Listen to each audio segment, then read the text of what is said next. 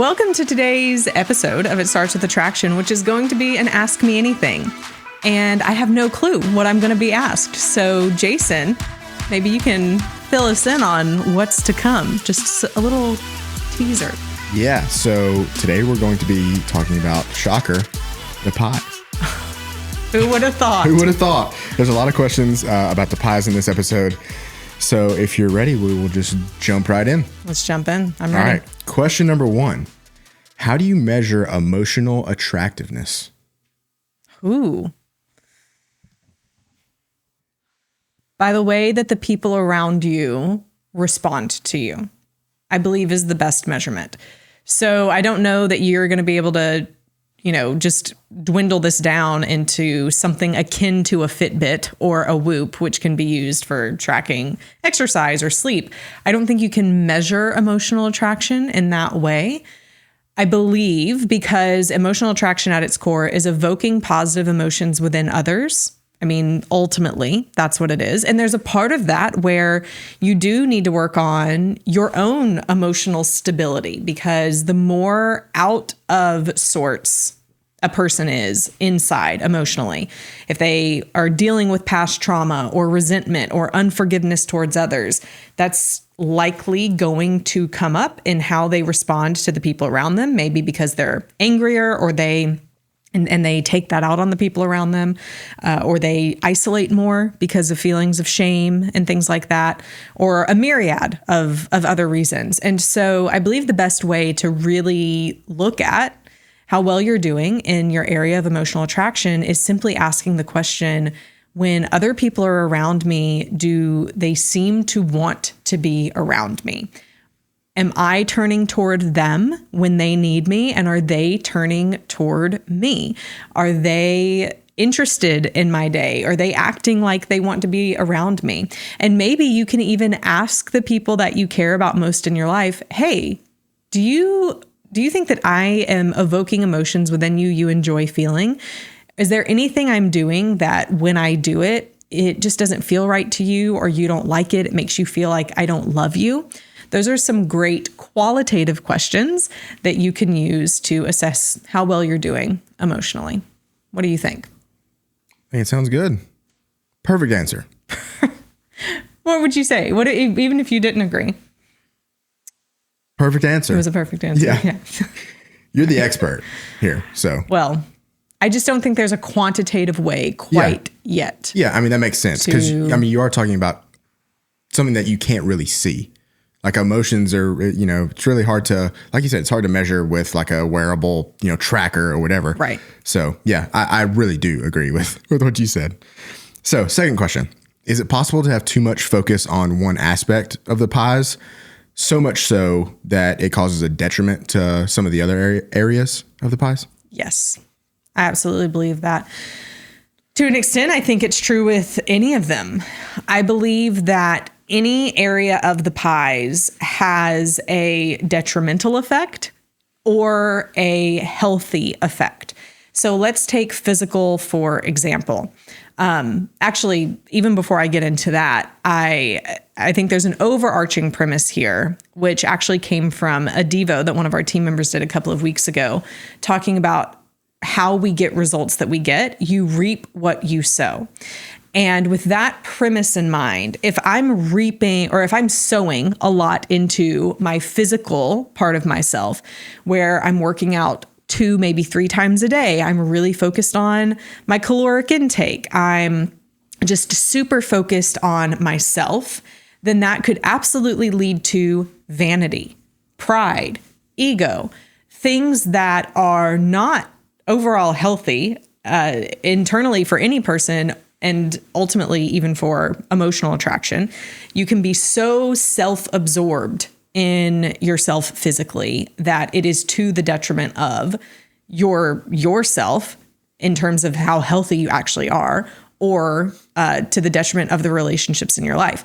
Intellectually, this can be true too. You can be so focused on trying to be the smartest person in the room that you become self-conceited, egotistical, thinking of yourself as better than everyone else, trying to just always one up other people around you, having a superiority complex to those around you.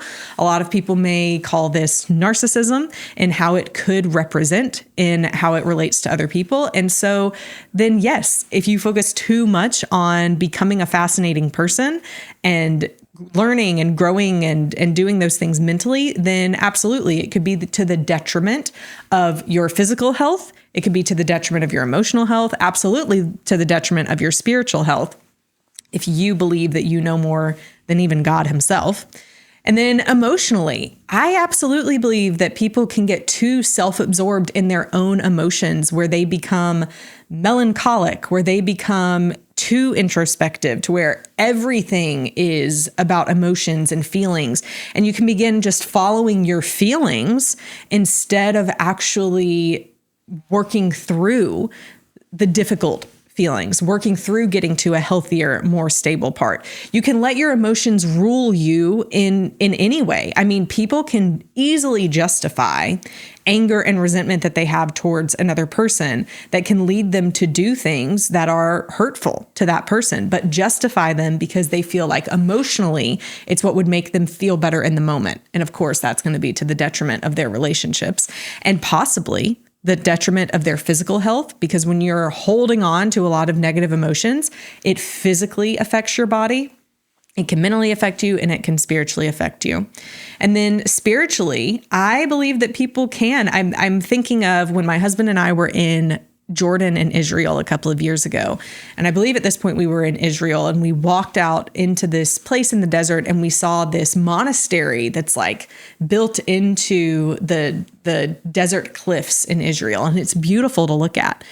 But the people who are there have no contact with anyone in the outside world.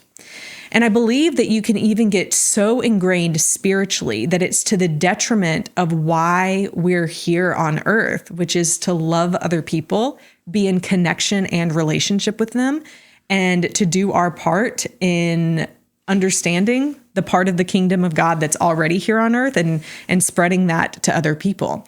So if we become too focused spiritually, it can be to the detriment of our relationships, of maybe sometimes our physical health or our intellectual health, but probably mostly our emotional health, our relationships with other people. So then what does it look like to be in a healthy space physically? It means that we aren't vain or conceited. We're not doing anything for selfish ambition. Actually, that would be true of all of these areas, that we're not doing them out of selfish ambition or because we believe we're better or we're trying to be better or for ego or for pride or for selfishness. We find a balance. We're realizing physically that our bodies are a temple and it's important to take care of them, so that we can fulfill the purpose that we're called here for, and so that we can have healthy relationships. Intellectually, it's not about being the know-it-all. It's about truly understanding and being sensitive to what it is that each of our purposes are. What are the things that we have a desire to learn, a desire to give back into the world, and letting that balance how we learn and how we share with others. And then there's also this part of intellectual attraction that has to do with our mental capability isn't really the word I'm looking for, but our mental stability in terms of not letting our fears or our emotions control us, but casting our anxieties, especially as a Christian, that's where you cast your anxieties onto God. And you allow yourself to be transformed by the renewing of your mind, not just falling into what society thinks you should do, but really doing what is best for culture, for your relationships, and for yourself, but not in a selfish way, in a loving way. Emotionally, when we are healthy emotionally, then we are attuned to the people around us. We're sensitive to the needs of others. We want to do what is best for other people. We're putting their needs before ours. And it doesn't mean that we're being walked over or that we should be walked over like a doormat, but that we are truly loving other people and wanting to do what's best for them. And there's a sacrificial part to that. And then spiritually, that we're following our faith, following Jesus, following God, following our religion, and allowing that to be kind of the stabilizer of all of the pies at once. So can you work any of the pies to the detriment of another? Yes, you can do it for each and every one of them. It will just look differently for each of them. And I think a good way to look at it too, to make sure that you're not overworking, is to, at the time of recording this, we're just a couple weeks removed from when we recorded the episode with Holly Baxter. And she gave a really good example of how she likes to think about working on the pies. She gave the example of a pie chart and how, like, in a perfect world, each pie chart would be the exact same size. So it would be 25%, 25%, 25%, and 25%. And I think that's a good way to look at it. Is obviously it's not going to be perfect. There's going to be areas that you work on more, especially week to week or day to day. But thinking of working everything in a balanced way to make sure that you kind of have that safeguard that you're not working on your physical, like more than any other area, to where all of your other areas, just fall off or something like that. So think of it as a balance. Yeah. Maybe absolutely. like a pie chart. Love that. Next question. Can focusing on my spiritual attraction help overcome major ideological differences between me and my spouse? They didn't give an example of ideological differences. Generalized. Can focusing on my spiritual attraction help overcome major ideological differences between me and my spouse? No, and yes. So can it actually help overcome the differences? No, I don't believe so. It kind of sounds like if that were the case, if focusing on our spiritual attraction, focusing on our relationship with God is how I'm going to interpret it for this question. Does that mean, like, that never is going to mean that God is going to change the mind of your spouse? And that isn't the way that it should be. People have free will. I have free will. You have free will. Your spouse has free will. Everyone has free will. And at the end of the day, these major ideological differences, not knowing exactly what they are. If it was sin, that's a little bit of a different story. Like if there's a spouse who's just super ingrained in sin and trying to justify why they're doing it, that's not really what we're talking about here. But I'm thinking here, like the first thing that comes to mind is probably political differences. One person's a conservative, one person's a progressive. Is leaning into your spiritual self, leaning into God and your religion going to overcome that? No, I don't think that you should have any assumption or expectation that that is what's going to happen. But yes, I do believe that if you lean into your relationship with God, you can better learn how to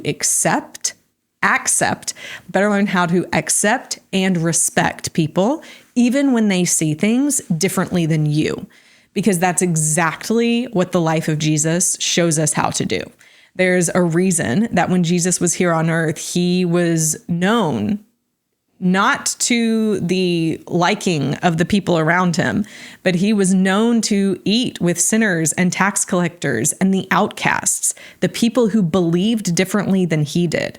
And in fact, it was the super spiritual hypocrites who had a ton of rules and a ton of laws and tried to get everyone to see things the way that they thought God saw them, which was not the way God saw them. Those were the people that he had the most to say to. And they weren't always nice and happy things, calling them things like a brood of vipers, a den of robbers, whitewashed tombs, basically saying you look really pretty on the outside, but inside everything is dead. And I believe that's where the true transformation can happen here. There's going to be things that my husband and I fundamentally may never agree about, but that's not really the goal of a healthy relationship. The goal of a healthy relationship is, can I still love him and trust him and support him and respect him, even when there are things that we may fundamentally never agree about? Because at the end of the day, most of those things, if not probably all of them, really don't matter in the grand scheme of life. This is kind of getting out of the pies. This is dealing with brain chemicals. Ooh. Yeah. What is the difference between dopamine and serotonin? I feel like I hear these terms a lot and I don't really know the difference between the two. Okay. This is my non-neuroscientist. I'm not a neuroscientist. Let me be sure that I explain that. So this is my layperson from the research that I've done and from what I understand about dopamine and about serotonin. So dopamine is a neurotransmitter. Both of these are. Both dopamine and serotonin are neurotransmitters that occur in our body. Dopamine is the seeking of pleasure. It is the anticipation of pleasure. And according to the episode that I did with Dr. Daniel Z. Lieberman, who is an expert, the number one expert in dopamine, he said that because I asked him at one point in that episode, is it that our motivation, our drive is what sets off dopamine, or is it that dopamine is what leads to that motivation or that drive? And honestly, I can't fully remember his exact answer. You'll have to go back and listen to the episode. But I believe what he said was it's the dopamine that drives us. It's this chemical that just like as it's released in our brains and into our bodies and into our bloodstream, it is what motivates us to keep moving towards something because it is the anticipation of a better future. So it's not just the pleasure chemical, like a lot of people call it. It is this anticipation to move forward. That's what dopamine does. It's kind of the get up and go. Serotonin is a calming neurotransmitter. It is not exactly the opposite of dopamine, but the higher that serotonin is in a person, the calmer they can become, the more focused they can be on the here and now. So in something like an addiction or in something like limerence, which is the feeling of falling madly in love or the state of falling madly in love with someone, we know that dopamine is super high because they are just super focused, laser focused on this feeling of anticipation. They're anticipating being with the other person, how good it's going to feel to be with them. And at this time, serotonin drops a lot. And they're not calm at all. They're very hyper-focused on this. And because serotonin is so low, they can end up making impulsive decisions and doing things that are kind of out of character for them. Serotonin, though, so when you think of SSRIs, selective serotonin reuptake inhibitors that are used for depression, a lot of times those are used because it reuptakes serotonin. So it takes serotonin that's maybe not crossing the blood-brain barrier or that's not being used in the appropriate way in the body, and it reuptakes it so that the body actually gets more serotonin. This is one of the reasons why SSRIs can be an effective treatment for different addictions, something like limerence, because it raises the serotonin levels in the body and allows a person to calm down. Both of these have biological necessities, or both of them are biological necessities in our bodies for different reasons. And there are different things you can do to manipulate in a healthy way dopamine levels and serotonin levels. So serotonin, eating carb-heavy foods can help to have higher serotonin levels. Doing things that are more relaxing, really doing things specifically, strong, intimate relationships, being connected with other people is something that can help to raise serotonin levels. Probably even to an extent, exercise over time can help your serotonin levels. Those are some different things. Whereas dopamine, if you're wanting to raise dopamine, then there's doing things like, again, exercise can help with this. There's doing things like drinking coffee, the cold showers. That's what I was trying to think of. Cold showers can help do it, but it's really doing things that are constantly putting you in a state of future thinking if you want to increase dopamine. There's a lot about dopamine right now. We talked a lot about dopamine in that podcast with Dr. Lieberman.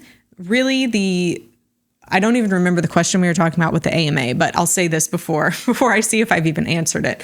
Dopamine is great and it's helpful to get us future thinking, but we also need the here and now. We also need the calming, the relaxation, and constantly just trying to drive and hustle and grind is going to get us burnt out. It is the here and now, the relaxation and the rest that gives us the ability to be refreshed so that we can, in a healthy way, come back and drive towards the appropriate things that we need to drive towards, and then finding that balance with also focusing on the here and now. Did I even answer that question? Yeah, I think so. The question was, what is the difference between dopamine and serotonin? So yeah, you did at the beginning. Yes. One is calming, one is exciting. Yeah. There you go.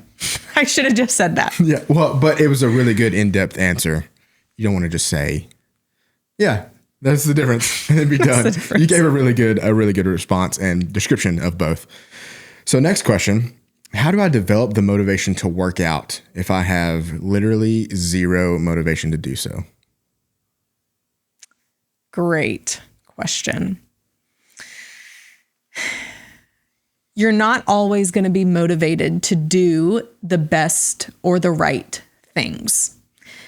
Therefore, I don't know that I can answer the question on how to get motivated to begin working out. But what I can say is you can begin doing things to set yourself and your environment up to where it's easier for you to actually do it, even if you don't want to. In James Clear's book, Atomic Habits, he states that for a person who's just trying to begin working out and they haven't before, they have no drive or motivation to, then maybe break it down into very small steps of exactly what needs to happen. So maybe it's that your first day, you put your shoes by the door. Maybe by the second day, it's that you put your shoes on, but that's all you do. Maybe by the third day, you just go actually to the gym, but you don't go in.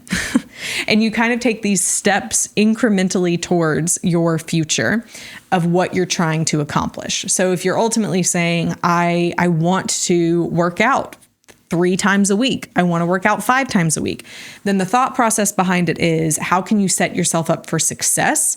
Because the more wins that you experience when you're working towards a goal that you have set for yourself, the more motivation you have for continuing to get those wins for yourself. Now, there's kind of a complete opposite side of this. So there's one hand where it's like, make it easy so that you will do it. But then there's this other hand which says that if it's not challenging enough, you won't do it. And this is what the research talks about quite in depth. And it may be for many people that just putting their shoes by the door is so uninspiring that they don't even care to do that.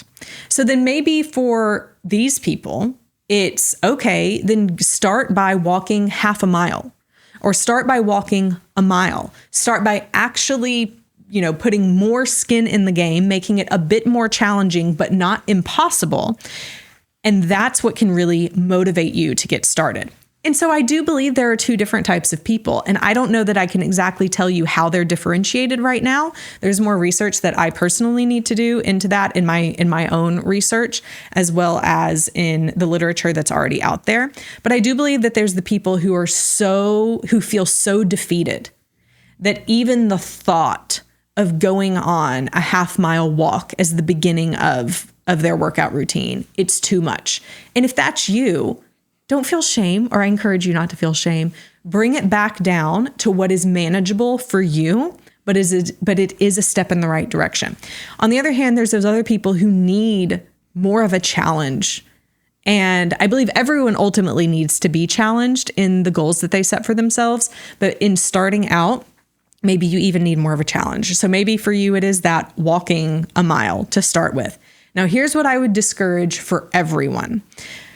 For every single person, if you are not motivated to work out and you want to start, I don't encourage you to look at anything on social media about other people who are working out, because you will see the things they do and these crazy complex movements like snatches or clean and jerks or different types of kettlebell work or pull-ups or people running 5 miles. And you're going to feel so discouraged and demotivated before you even start that you will get stuck in a shame cycle and not want to do it. So don't follow these people on social media.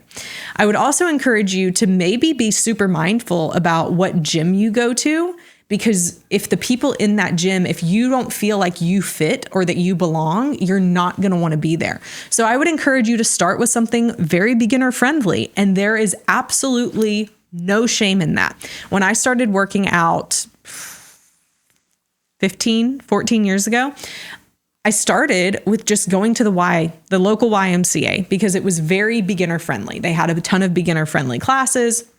I would get involved with those. I mean, I remember thinking the first time I ever worked out, this is the stupidest thing in the world. Why would anyone ever do this? But over time, there were several things. At 18 years old, I had thrown my back out several times. I had to be on like oxycodone. It was terrible. And my doctor said, maybe you should work on doing some core strengthening, and that will help your back. And so I was highly motivated internally to not be in the amount of pain that I was in.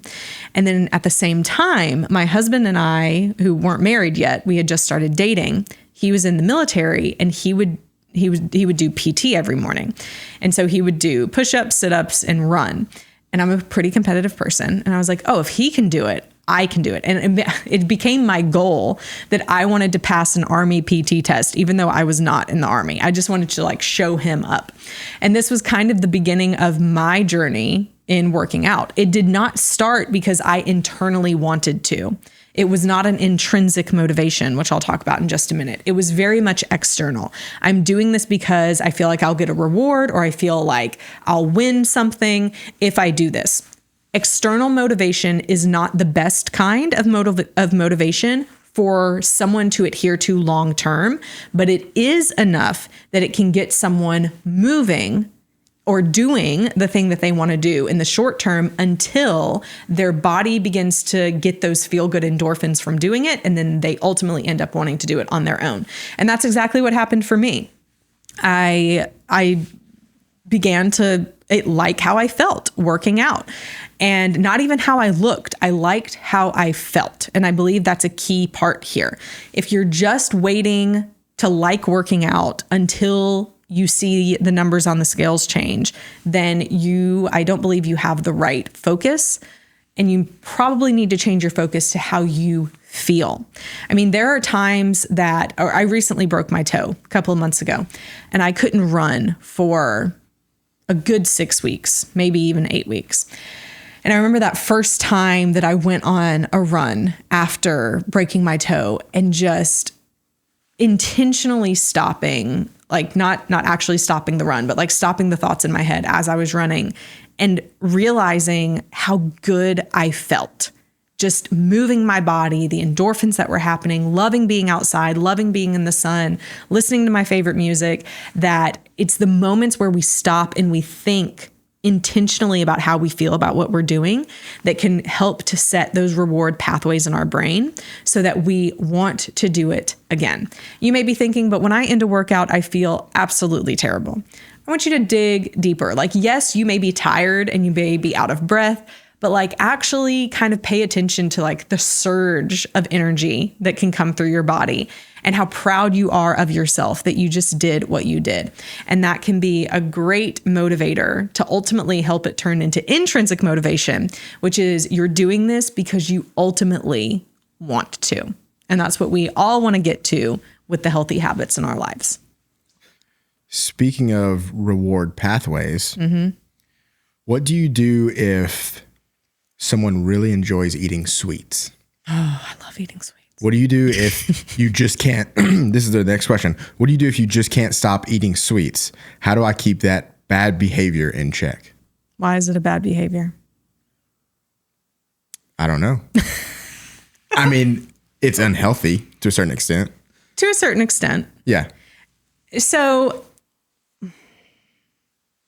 repeat the question so I make sure that I answered the question and not go off on a rabbit trail. Yeah.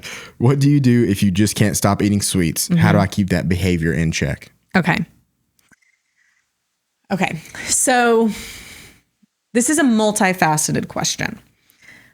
Sweets is, first of all, is a broad category because this could mean the Texas sheet cake that I made for the office, which has a pound of butter and many, many cups of sugar, but is very delicious. Or it could mean like a piece of dark chocolate at the end of each day. So I think there's a balance here to first kind of navigate.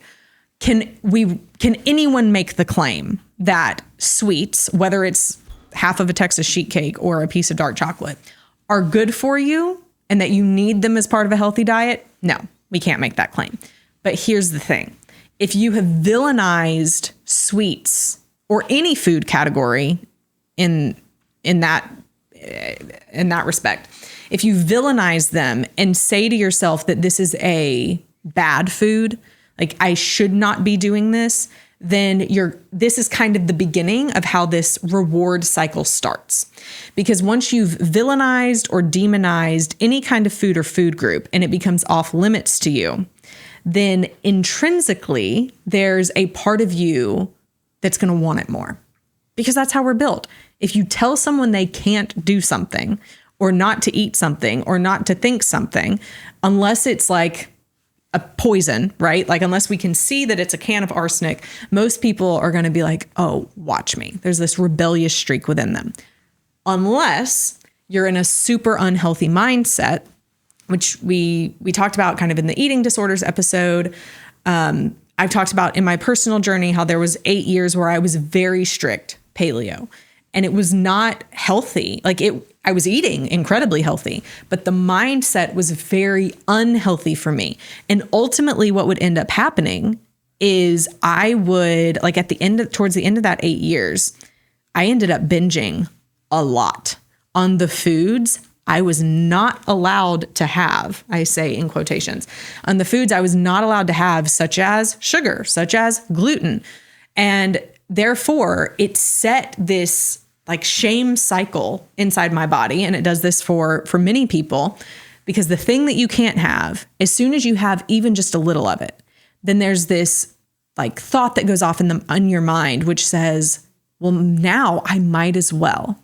Now I might as well, since I've already broken my diet for today, I might as well eat all of this. I might as well go and eat the rest, not only this, but donuts and other things that I'm craving. And then after doing all of that, we feel ashamed. And so it starts this whole cycle again of, well, tomorrow then I need to just do better. I need to work out more. I need to eat even cleaner. I need to like restrict myself even more. But then there's always this idea on the outside of that restriction that's tempting us, like the thing we can't have, which is sweets in this particular scenario. So then, like if one day you get too stressed or your willpower just gives out and you end up having a bite of that sweet, is it going to reset the whole shame cycle again? And for most people, the answer to that is yes. So in answering this question, how do I reset my reward pathways when I just want to eat a ton of sweets? Like I would push back and say, I think we need a redefinition around what is good and what is bad, and maybe not even using those words, but instead asking questions like, is this moving me towards how I want to feel? Or do I not like the way I feel after I do this? And then it can become an opportunity for us to not see a food as good or bad, but focus inwardly on how did that food, whatever it was, make me feel. And this goes back to that intentionality with being motivated to work out. When we stop and realize how something we've done makes us feel, that begins to reset our reward pathways in our mind, because our brain will continue working on the same reward pathways until it gets new information. So, as example, last week I was in Phoenix and I had salmon. I love salmon. I did love salmon. I had salmon one day, and by the time I got home from the airplane, got on a plane, came back home. By the time I got home, I was like, I really feel very sick. And it wasn't like I could have pushed through that, but I decided I need to sit and think through what I've eaten today and realize it was the salmon. The salmon has made me not feel good. And so ever since then, when I think of it, even though salmon has been there was some salmon in our house the other night. There was salmon at a restaurant we went to the other night, and I love eating salmon, but I intentionally thought, no, the last time I ate that, I didn't like how I felt. And I don't want to feel that way again. that allowed to reset the way that I processed it. And so the same can happen with sweets. Now, here's the thing about sweets that makes it a little bit more of an obstacle. And that is that they are designed to be very satiating. So the sugar in it and the fat, like I love the description. I don't remember which podcast I heard this on.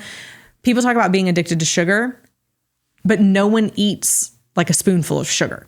No one just craves sugar so bad they take a sugar packet and pour it in their mouth. I say no one. I think my daughter's done it. But most people do not do this. It's the combination of this super sweet taste with something super fattening that is similar to the taste of breast milk from when we were kids. Like that is the majority of the composite of breast milk. And so there's this very rewarding, satiating part of our bodies that love that and that crave that.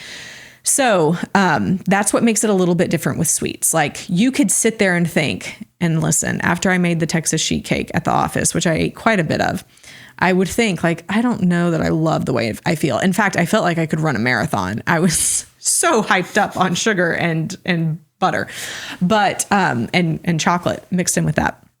But at the end of the day, it was like, I don't know that this is moving me towards the healthy habits that I want to have. And so with that being said, it's not that it was bad that I ate the Texas sheet cake. I should not feel guilty for it. I should not feel shame for it. Instead, it's an opportunity to sit and realize like, yes, that was good. I enjoyed the amount that I have, but overall, is this moving me to where I want to go? And so then what you should do or can do is begin to change your food environment, because we're going to crave those things, but that doesn't mean we're bad people. And it doesn't mean that those things are completely off the table and that we should never have them. It means thinking through, how can I create my food environment in my home, in my office, in my car, to where I am surrounded by satiating, healthy foods that move me towards the direction that I want to go. And having a deeper why for this can be really helpful as well. So personally, my family has a pretty crazy history of heart disease. And I already can tell, even though I'm an avid exerciser, I eat relatively healthy, I can already tell in my blood work that I'm starting to have elevated levels of certain cardiovascular disease components, things to look for in my blood. And so it's important for me to really be mindful for my health, for my kids' future, for me being a part of it, for just those reasons, not just because of how I look, but because of deeper reasons in my life, to really focus on what I'm eating and is it moving me in a healthier direction. So getting rid of things in the food environment, in your food environment, that just aren't going to serve you towards the purposes that you're wanting to move towards, throwing them away. Amanda Nybert is a registered dietitian. I've had her on my podcast before. We'll link to that in the show notes. But one of her phrases she says that I love is, it's either going to be trash in your stomach or trash in the trash. Which would you rather have it be? I am not scared to throw away things that we've paid for because it's not serving me or my family well to move towards our health goals. And that can be a very difficult thing to think through or to do.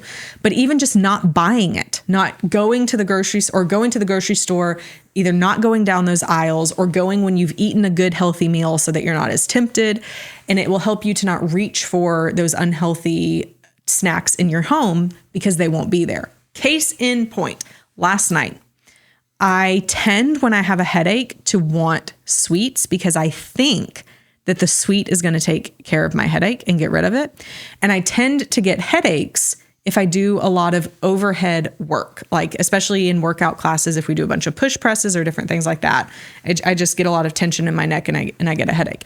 But instead of taking ibuprofen, I'll just like go through and eat all the chocolate in the house. And ultimately, of course, it doesn't work. And I still have to end up taking ibuprofen or just going to bed.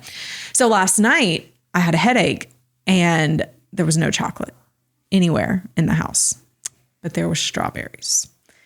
So I took the strawberries and I ate maybe the entire pint, but it was a healthier choice. And I was glad we didn't have the chocolate in the house because I don't want it there. It's not moving me towards my goals, but it was at least something that was sweet, nature's sweetness, and it allowed me to kind of, in some ways, satiate that.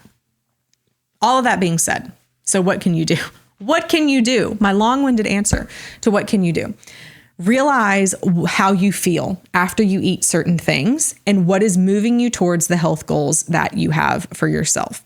Not just because of how you want to look and not because you're trying to be stuck in some kind of shame cycle, but ultimately, like, what is it you want your future to look like and how can what you eat help you get there?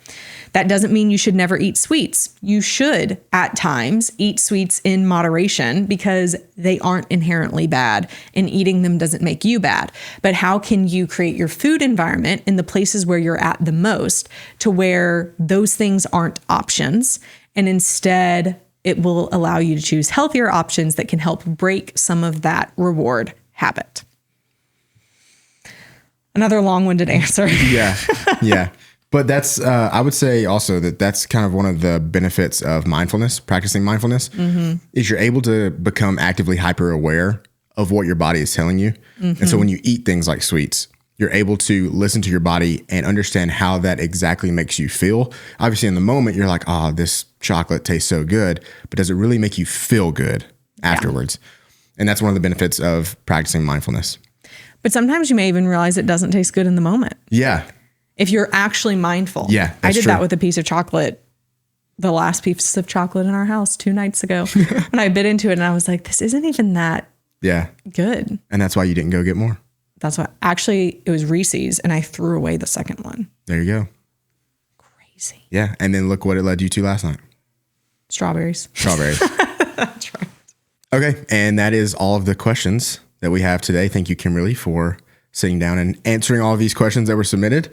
If you want to submit more questions for any future AMAs, you can do that in the link in the show notes down below, whether you're watching on YouTube or listening on podcast. And be sure to subscribe if you're on YouTube or follow the podcast so that you don't miss new episodes when they come out.